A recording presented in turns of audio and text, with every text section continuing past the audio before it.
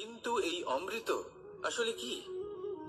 এ কি অমরত্ব লাভ করার কোনো মন্ত্র, নাকি সামনে এগোনোর কোনো পথ, নাকি অমৃত সেই রস যা অসুর আর দেবতারা সমুদ্র মন্থন করে লাভ করেছিলেন, নাকি সেই ওষুধ যা ঋষি মুনিরা ভ্রমণ করে খুঁজে বের করেছিলেন? অমৃত যদি কিছু হয় তাহলে তা হলো আশা।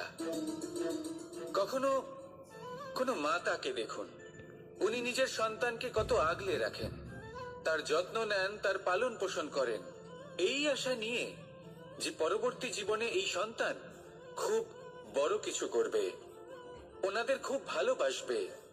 এবার আগামী দিনে কি হতে চলেছে তা আমরা জানি না, পর মুহূর্তে কি হতে চলেছে তা আমরা জানি না, আগামী মুহূর্তে আপনি জীবিত থাকবেন কিনা সেটাও আমরা জানি না। কিন্তু আমরা অনেক বছরের পরিকল্পনা বানিয়ে ফেলি, সেটা অবশ্য মন্দ নয়। দেখুন, জীবন যাপন করার এই আশা, এটাই ভবিষ্যতের আধার হতে পারে। তাই এই আশা হলো গুরুত্বপূর্ণ, তাই একে নিজের সাথেই রাখুন। কথায় আছে যে যে ব্যক্তি নিরাশ হয়ে পড়েন, যার মধ্যে কোনো আশা বাকি থাকে না, তিনি হয়তো বেঁচে আছেন কিন্তু একটা মৃত জীবন যাপন করছেন।